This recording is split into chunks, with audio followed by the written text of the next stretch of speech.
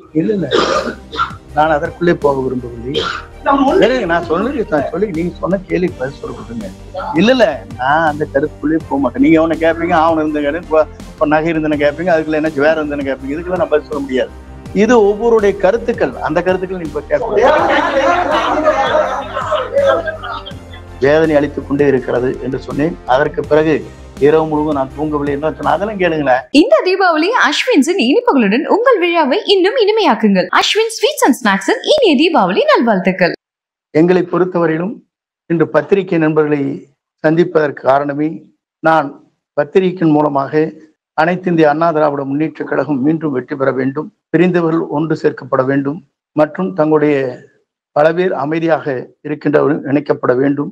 அப்படி வருகிற போதுதான் புரட்சி தலைவர் அம்மாவுடைய கனவை மீண்டும் தமிழகத்திலே உருவாக்குவதற்கு அது ஏதுவாக இருக்கும் என்று கருத்துக்களை நான் வெளியிட்டேன்.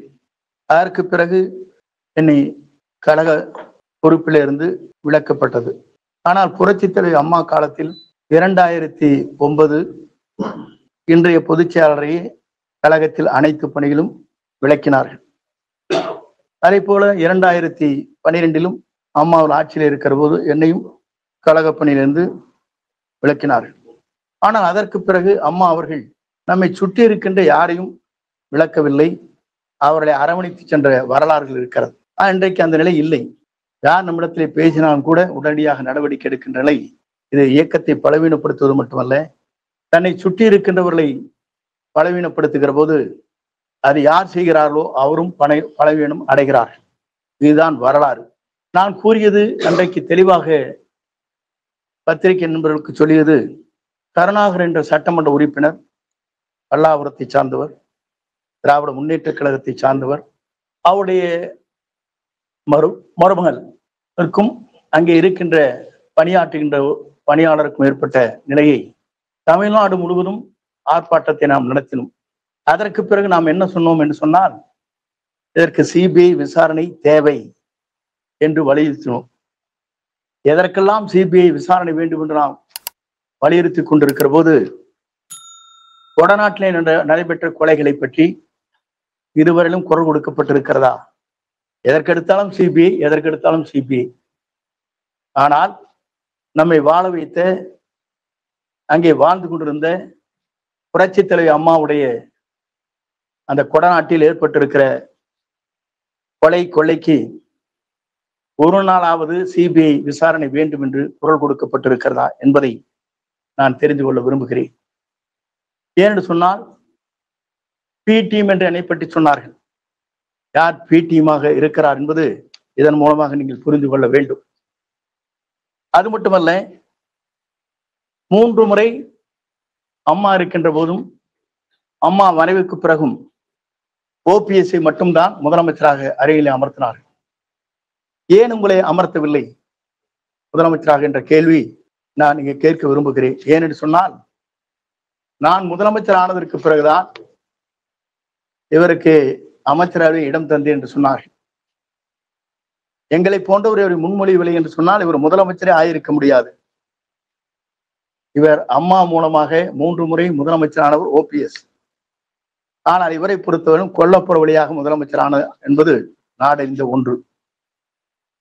நான் எதற்காக சொல்கிறேன் சொன்னால், இன்று என்னை கொச்சைப்படுத்துவதற்கு நான் தான் அவருக்கு அமைச்சர்கள் இடம் தந்தேன் என்று சொல்வது வேதனை அளிக்கக்கூடிய ஒன்றாக இருக்கிறது. கடந்த காலத்தை நான் சொல்ல விரும்பவில்லை, அது சொல்வதும் சரியாக இருக்காது. நான் ஆரம்பிக்க வேண்டும் என்று சொன்னால் 81 ஆரம்பிக்கலாம். ஆனால் அதை நான் விரும்பவில்லை. ஏன்னு சொன்னால், ஒரு தகுதியான இடத்திற்கு வந்ததற்கு பிறகு ஒருவரை பற்றி விமர்சனம் செய்வது ஜனநாயக மரபாக இருக்காது. என்னை இவர் சொல்லி இருக்கிறார், இந்த தொகுதியை பொறுத்தவரை 45 ஆண்டு காலம் சிற்றரசை போல வாழ்ந்தாரை தவிர மக்களுக்கு எந்த பணியும் ஆற்றவில்லை என்று சொல்லியிருக்கிறார். உங்களிடத்திலே மிக விரைவிலேயே ஒவ்வொரு அமைப்பை சார்ந்தவர்களும் என்னை எப்படி பாராட்டி இருக்கிறார்கள், எப்படி உன்னுடைய பணிகள் அமைந்திருக்கிறது என்பதை பல்வேறு சங்கங்கள், வேளாண்மையிலே இருக்கின்ற விவசாயிகள் பாராட்டியதும், அதே போல இன்றைக்கு சமூக ஈடுபாடுகளில் இருக்கின்ற நம்முடைய ஈரோட்டை சார்ந்திருக்கிற பல்வேறு சமூக அமைப்புகள் பாராட்டி கடிதங்கள் எனக்கு எழுப்பப்பட்டிருக்கிறது. கடுமையான உழைப்பின் காரணமாக இந்த தொகுதியை வளமான தொகுதியாக நீங்கள் மாற்றியிருக்கிறீர்கள் என்று நான் அவரிடத்திலே பாராட்டுதலை பெற்றிருக்கிறேன். இவர் சொன்னது எனக்கு மிகவும் வேதனை அளிக்கக்கூடிய ஒன்று. ஏனென்று சொன்னால், சிற்றரசை போல தொகுதி மக்களுக்கு எந்த பணியும் ஆற்றாதை போல, கழக தொண்டர்களுக்கு எந்த உதவியும் செய்யாதை போல கருத்துக்கள் பரிமாறப்பட்டிருக்கிறது. எத்தனை பேர் ஒன்றிய சேர்மனாக, நகர்மன்ற தலைவராக, அதே நேரத்தில் வழக்கறிஞர் உடைய சட்ட நிபுணர்களாக நியமிக்கப்பட்ட வரலாறும் இந்த தொகுதியில் இருக்கிறது. ஊராட்சி மன்ற தலைவர்களாக இன்றைக்கு அவர்கள் எங்கு வேண்டுமானாலும் செல்லலாம். அது ஜனநாயகம் முறைப்படி அவர்களுக்கு அவருடைய கருத்துக்களை பரிமாறுவதற்கு அவர் எங்கு வேண்டுமானாலும் சென்று எங்கு வேண்டுமானாலும் சென்று கருத்துக்களை பரிமாறலாம். ஆனால் குறை சொல்வதற்கு முன்னால் இவர் என்ன செய்தார் என்று சொன்னால், இவருடைய மாமன் அவருடைய இறுதிச் சடங்குக்காக கோபிச்செட்டிப்பாளையம் வருகிற போது முடித்ததற்கு பிறகு நம்முடைய நெடுஞ்சாலை பயணி விடுதியில் குளித்து விட்ட எங்களிடத்திலே சொன்ன ஒரே வார்த்தை, அப்போது 5 பேர்கள் அங்கே இருந்தால் இப்போதும் அவர்கள் இருக்கிறார். ஏன்னா எல்லா பணத்தையும் உங்க தொகுதியில கொண்டு கொட்டிட்டீங்க போல் இருக்குது, ரோடெல்லாம் பார்த்தா நானே எடப்பாடியிலே இப்படி இல்லைன்னு சொன்னார். எப்படி இந்த வார்த்தை இங்கே சொல்லப்பட்டிருக்கிறது இல்லை என்று சொல்ல மறுக்க முடியாது. அந்தியூருடைய அவர் சொந்த மாமன் இறுதிச் சடங்கு நடைபெற்றது கோபிச்செட்டிப்பாளையத்தில். நான் எதற்காக சொல்லி, அன்றைய ஒரு நிலை இன்றைய ஒரு நிலை என்பது வேதனை அளிக்கக்கூடிய ஒன்றாக இருக்கிறது. அது மட்டுமல்ல, நாடாளுமன்ற தேர்தலில் நீங்கள் பார்த்திருக்கக்கூடும், எந்த நமக்காக உதவி செய்தார்களோ, எந்த காலகட்டத்தில் நமக்காக வழிவகை செய்தார்களோ அவரெல்லாம் மறந்து அவர்களுக்கு நிற்பதற்கு அனுமதி வழங்காமல் புதிதாக வேறு கட்சியில் இருந்தவர்கள் பணம் செலவு செய்தால் போதும் என்று அவர்களுக்கு நாடாளுமன்ற நிற்பதற்கு அனுமதி வழங்கியவர் யார்? இதையெல்லாம் மக்கள் இன்றைக்கு கூர்ந்து கவனித்துக் கொண்டிருக்கிறார் என்பதை நீங்கள் மறந்துவிடக் கூடாது. நான் எதற்காக இதை சொல்கிறேன் சொன்னால், முதலே இவர் முதலமைச்சர் ஆவதற்கு வழிவகை செய்தவர் அன்றைய பொதுச் செயலாளர் என்னம்மா சசிகலா அவர்கள். அவரை பற்றி கொச்சையாக பேசினார். நாங்கெல்லாம் அவரிடத்திலே சொன்னோம், அரசியல் நாகரிகம் என்பது நம்மை வளர்த்தவர்களே வளர்த்த இதை போல பேசக்கூடாது என்று சொல்லி இருக்கிறேன். அது மட்டுமல்ல, அடுத்ததாக 18 பேருக்கு நமக்கு தேவைப்பட்டது. டிடிவியுடைய அந்த 18 சட்டமன்ற உறுப்பினர் நமக்கு உறுதுணையாக இருந்த காரணத்தின் அடிப்படையிலே தான் 122 பேர்கள் இன்று சட்டமன்ற பேரவையினுடைய தலைவர் முன்னால் ஒருமனதாக இவரை கொண்டு வருவதற்கு முயற்சிகள் மேற்கொண்டு அந்த பணிகள் நிறைவேற்றப்பட்டது. அதற்கு பிறகு டிடிவியுடைய 18 பேர்களையும் கழகத்திலிருந்து சட்டமன்ற உறுப்பினர் பதவியிலிருந்து நீக்கப்பட்டார்கள். அதற்கு பிறகு ஆட்சியை நடத்துவதற்கு தடுமாறி கொண்டிருக்கிற போது தர்மயுத்தத்தை நடத்தி கொண்டிருக்கிற ஓபிஎஸ் அவர்களை அழைத்து வந்து, நீங்கள் 11 பேரும் எங்களுக்கு ஆதரவு தாருங்கள், நீங்கள் ஒருங்கிணைப்பாளர், நான் இணை ஒருங்கிணைப்பாளர், நான் முதலமைச்சர், நீங்கள் துணை முதலமைச்சர் என்று சொல்லி அவரையும் அந்த நிலைக்கு கொண்டு சென்று காலம் கடந்ததற்கு பிறகு அவரையும் வெளியேற்றினார். அதற்கு பிறகு நம்மை இன்றைக்கு அந்த அளவிற்கு 4 ஆண்டு காலம் ஆட்சி கட்டிலே அமர வைத்து நம்மை பாதுகாத்த பாரதிய ஜனதா கட்சிக்கு 2024 இந்தியாவே என்ன செய்ய போகிறது என்று தத்தளித்துக் கொண்டிருக்கிற நேரத்திலே தான் பாரத பிரதமர் நரேந்திர மோடி அவர்களை கொண்டு வர வேண்டும் என்ற நேரத்தில் அன்றைக்கு வாபஸ் பெற்றது மட்டுமல்ல, நான் இனிமேல் பாரதிய ஜனதா கட்சியோடு கூட்டணி இல்லை, இன்றும் இல்லை, 2016 இல்லை, 19 இல்லை, 2026 இல்லை, 29 31 இல்லை என்று சொன்னார். சொல்லி முடித்துவிட்டு எந்த இயக்கம் இன்றைக்கு தமிழகத்திலே தடை செய்யப்பட்டிருக்கிற அந்த இயக்கத்திற்கு சென்று மதிலை தொப்பியை போட்டுக் கொண்டு உரையாற்றினார். இதெல்லாம் நாடறிந்த ஒன்று.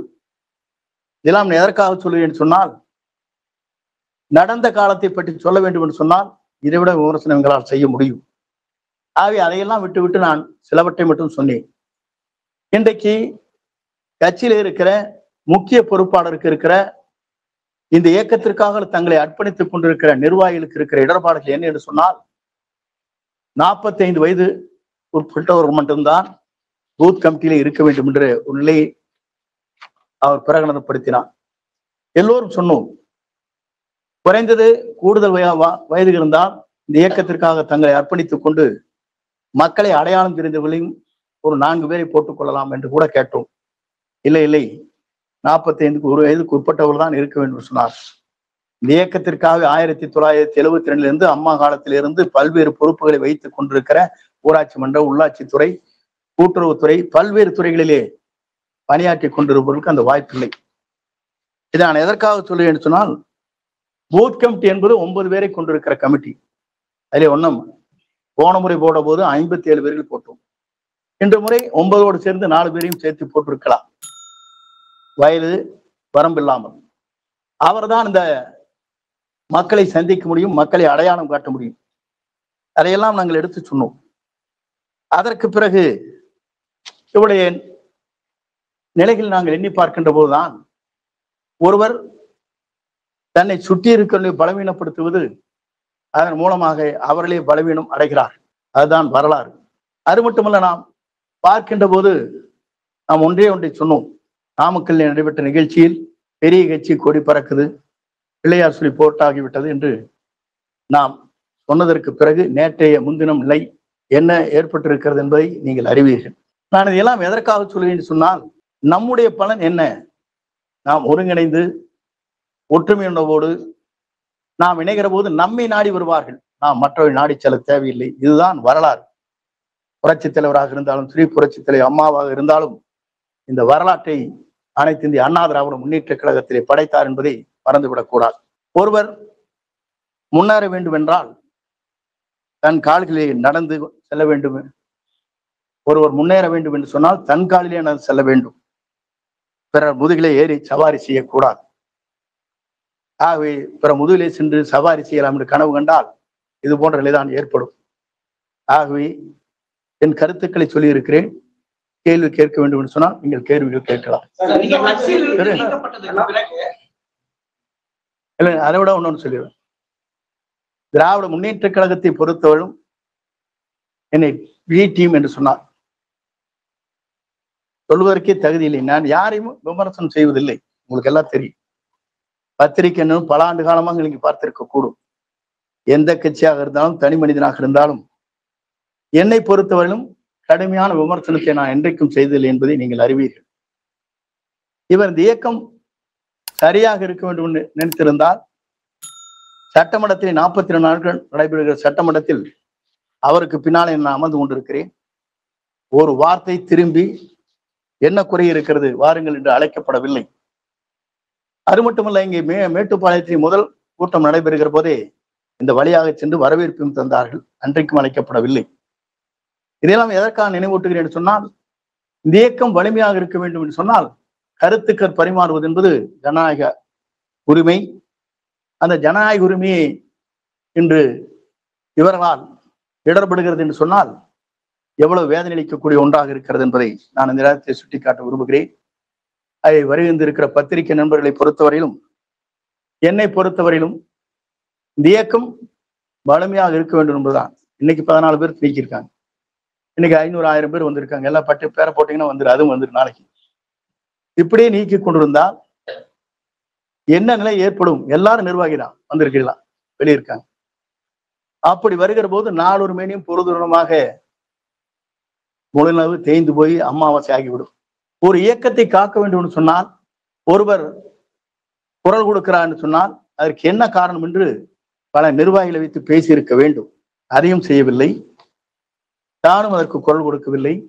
ஆனால் இன்றைக்கு முக்குளத்தோருடைய தேவர் திருமகனாருடைய அந்த விழாவுக்கு சென்ற போது அங்கேதான் எல்லோரையும் சந்திக்க முடியும் என்ற நோக்கத்தோடு தான் சென்றேன். நான் முதல்ல சொன்னேன், நான் யாரையும் பார்க்கல, டிடிவி பார்த்தீங்களா, ஓபிஎஸ் பார்த்தீங்கன்னா இல்லைன்னு சொன்னேன். இல்ல பார்த்தார், நாங்க இவங்களதான் நான் ஹோம் மினிஸ்டர் பார்த்தேன்னு சொன்னேன். அவர் எங்கேயா போய் பார்க்கறாரு? நிதியமைச்சர் எங்க போய் பார்க்கறாங்க? இங்க நிர்மலா பெரியசாமி கூட பார்க்க முடியாது இவனால, அவர் எங்க போய் பார்க்கறாங்க? எதற்காக சொல்லி என்று சொன்னால், அழைத்தார்கள், சென்றேன், பார்த்தேன் என்று சொன்னாலும் கூட இல்லை என்று சொன்னார்கள். பார்க்கவே இல்லை என்று சொன்னாலும் பார்த்தார் என்று சொன்னார். இதுதான் அவர்களுக்கும் இருக்கிற முரண்பாடு என்பதை நான் தெரிவித்துக் கொள்கிறேன். அதோடு மட்டுமல்ல, இன்றைக்கு இவர் ஆட்சியை நடத்தவில்லை, இவர் கட்சியை நடத்துவதை காட்டிலும் இவர் மகன், இவருடைய மாப்பிள்ளை, இவருடைய மருமகன், இந்த அக்கா மகன் தான் இன்றைக்கு பல்வேறு கருத்துக்களை சொல்லி, உங்களுக்கு தெரியும், கால் உழுகிறது, போறது, நாளைக்கு பதவி எடுத்துன்னு சொன்னா அவங்களுக்கு போய் நேசிக்கிறது, இதெல்லாம் உங்களுக்கு தெரியாத ஒண்ணு இல்லை. நான் சொல்லவே வேண்டியதில்லை. பத்திரிகை நண்பர்கள் எல்லோரும் நாள்தோறும் பார்த்து கொண்டிருக்கிறீர்கள். இந்த நிலை நீடித்துக் கொண்டிருக்கிறது. அப்படி என்றால் அந்த இயக்கத்திற்காக தியாகம் செய்தவர்கள், இந்த இயக்கமே உயிரென்று நேசித்தவர்கள், சாதாரண இந்த இயக்கத்தை பற்றி தெரியாத இடத்திலே சென்று மண்டியிட வேண்டிய காலம் இன்றைக்கு உருவாக்கப்பட்டிருக்கிறது என்பதை நான் இந்த நேரத்திலே தெரிவித்துக் கொள்கிறேன். நன்றி, வணக்கம். அதிமுக நீக்கப்பட்ட பிறகுதான் இந்த அதிமுக வாரிசு அரசியல் இருக்குது அப்படின்னு நீங்க கட்சியில் இருக்கும்போது இந்த வாரிசு அரசியல் இருக்குது நீங்க ஏன் சொல்லல? அன்னைக்கு சொல்லியிருந்தா அன்னைக்கு நீக்கிருப்போம். சரி, அப்படி என்றால் ஓபிஎஸ் உங்களுடைய தலைமை அலுவலகத்தை அடிச்சு உடைக்கிறாரு, பொதுக்குழுல அவர் நீக்கப்படுறாரு. அதுக்கப்புறம் நீங்களே தான் வெளியில வந்து செய்தியாளர் சந்திப்புல என்ன சொல்றீங்கன்னா அவர் செய்தது தவறு அப்படின்னு நீங்க சொல்றீங்க. ஆனா இப்ப அவர் செய்தது தவறு இல்ல அப்படின்னு சொல்றீங்க. இல்ல நான் அதற்குள்ளே போக விரும்பவில்லை. நான் சொல்லி நீங்க சொன்ன கேள்வி பதில் சொல்லப்படுங்க ப்ளீஸ். இருங்க, நீங்க சேர்க்கறீங்களா எனக்கு தெரியுங்க. தயவுசெய்து ஒரு நிமிஷம் ஒவ்வொருத்தரும் கேளுங்க, உணர்ச்சி வசப்படாதீங்க. அந்த பொறுமையை சொல்லணுட்டேன். இவர் கேட்ட கேள்வி எந்த அன்னைக்கு நான் சொன்னேன்? அவர் உள்ள பொதுக்குழு நான் சொல்லியிருக்கேன்னா? இல்ல நான் சொல்லவே இல்லை, எப்பவுமே சொல்ல. நீங்க முதல்ல இருங்க, நீங்க இருங்க, நீங்க ஏதோ டேப் எடுத்து சொல்லக்கூடாது. நான் எந்த கருத்தையும் அதற்கு பரிமாறவில்லை அன்றே இல்லை, புரியுதுங்களா? இல்ல நீங்க சொல்லுங்க. இல்ல செய்யக்கூடாது அப்படின்னு சொன்ன ரைட்டு, ஓகே. ஆனா என்னுடைய ஒரே கேள்வி, இருங்க ஆஃப் பண்ணுங்க.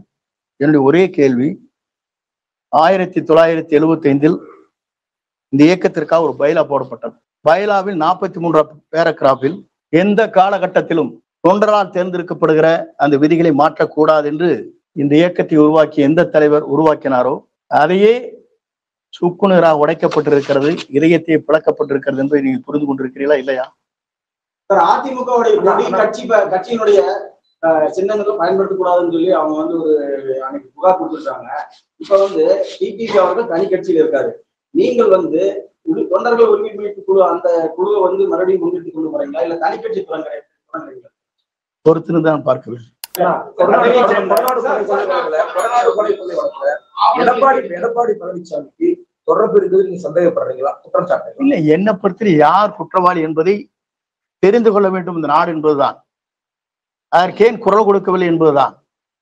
எல்லாம் சாதாரண ஒரு பெண் வீட்டு வேலை செய்கிற அந்த பெண்ணுக்கு கொடுக்கிற சிபிஐ வேண்டும் என்று குரல் கொடுக்கிறாரே, நம்மை காப்பாற்றி நம்மளை அடையாளம் காட்டி இவ்வளவு வளர்ச்சி உருவாக்கி இருக்கிற அம்மா வளர்ந்த இந்த இடத்தில் இது போன்ற நிலை ஏற்பட்டிருக்கிறதே, இதற்காக ஏன் சிபிஐ வேண்டும் என்று கேட்கவில்லை என்பதுதான் என்னுடைய கேள்வி. அதெல்லாம் நான் என்னைக்கும் சொன்னவே இல்லையே. அவர் சொல்றதுல அவர்கிட்ட கேட்கணும். இல்ல நான் சொல்றது அவர்கிட்ட கேட்க வேண்டிய கேள்வி எங்கிட்ட கேட்கணும். இல்ல இருங்க, அவர் ஒவ்வொருத்தரும் ஒரு கருத்து சொல்லுவாங்க. இல்ல நான் அந்த கருத்துக்குள்ளேயே போக மாட்டேன். நீங்க அவனை கேட்பீங்க, அவனு இருந்த நகை இருந்தன கேட்பீங்க, அதுக்குள்ள என்ன வேற இருந்தன கேட்பீங்க. இதுக்கெல்லாம் நான் பதில் சொல்ல முடியாது. என்ன இருங்க, என்னை பொறுத்தவரையிலும் என்னுடைய கருத்துக்கள் மட்டும்தான் சொல்ல முடியும்.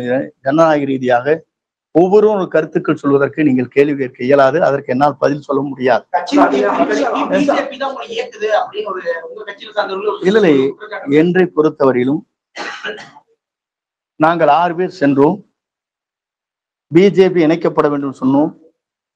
வெளியேற்றவில்லை, மீண்டும் நம் கழகத்தில் இணைக்கப்பட வேண்டும் சொல்லி அங்கே என்ன நடைபெற்றது என்பது நான் வெளியே சொல்ல விரும்பவில்லை. ஆனால் அந்த அளவிற்கு வேகமான சொற்கள் அங்கே ஏற்பட்டது என்பதும் நாடறியும். ஆனால் என்னை பொறுத்தவரையிலும் என்னை அழைத்தவர்கள் பிஜேபி தான். அழைத்து இரு இயக்கங்களையும் ஒன்று இணைக்கப்பட வேண்டும் என்று கூறியதும் அவர்தான். நானும் அதையே தான் சொன்னேன்.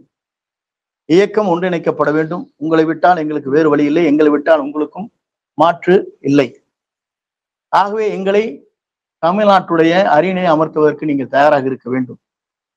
2029 உங்களுக்கு உங்கள் தேவைகளை பூர்த்தி செய்வதற்கு மேலே இருக்கிற உயர்மட்டத்தை சார்ந்தவரோடு கலந்து பேசி அந்த முடிவுகளை மேற்கொள்ளலாம் என்றுதான் சொன்னேனே தவிர என்னை வைத்துக் கொண்டு பிரிவினை நாடுவதற்காக அவர்கள் என்றைக்கும் அந்த வார்த்தையை சொல்லவில்லை.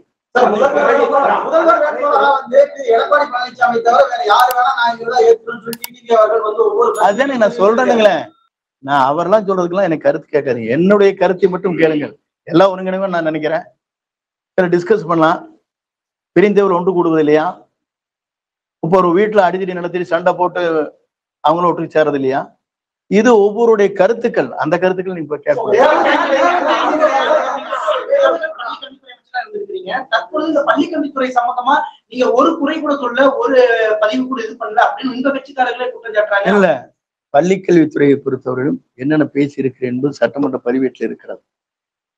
இன்றைக்கு கூட மகேஷ் அவர் ஒரு புக்கை வெளியிடுகிற போது சொன்னார், உயர்கல்வியிலே பள்ளிக்கல்வித்துறையின் மூலமாக மாணவர் படித்ததன் காரணமாக 74% உயர்ந்திருக்கிறது என்று சொன்னார். நான் அப்போதே எழுந்து என்று சொன்னேன், திருப்பி போட்டு விட்டீர்கள். 47% தான் தமிழ்நாட்டிலே உயர்கல்வியிலே இருக்கிறது. 74 திருப்பி போட்டு 47 இருந்ததே 72 மாற்றி விட்டீர் என்று கிண்டலாக சொன்னேன். இதுக்கு மேல சொல்ல முடியாது. நீங்க மற்ற நாட்டை கொச்சைப்படுத்தி கேவலப்படுத்தி பேசும் பழக்கம் எனக்கு இல்லை.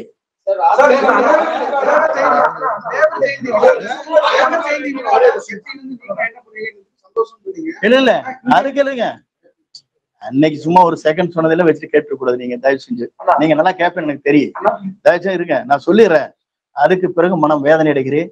கேட்டாங்களே 5-6 பேர் சும்மா வர வர கேட்டதெல்லாம் சொல்லிட்டு இருக்க கூடாது. அவங்க 2 போட்டா நான் சொல்லிட்டு இருக்க கூடாது. மன வேதனை அடைகிறேன், வருத்தப்படுகிறேன். இது போன்ற நிகழ்வு என்பது என் வாழ்வில் இது போன்ற நிகழ்வு ஏற்பட்டிருப்பது என்பது என்னால் வேதனை அளித்துக் கொண்டே இருக்கிறது என்று சொன்னேன். அதற்கு பிறகு இரவு முழுவதும் நான் தூங்கவில்லை என்று சொன்னேன். அதெல்லாம் கேளுங்களேன். இந்த தீபாவளி அஸ்வின்ஸின் இனிப்புகளுடன் உங்கள் விழாவை இன்னும் இனிமையாக்குங்கள். அஸ்வின் ஸ்வீட்ஸ் அண்ட் ஸ்நாக்ஸின் இனிய தீபாவளி நல்வாழ்த்துக்கள். மின்னம்பலம்.com தமிழின் முதல் மொபைல் பத்திரிகை.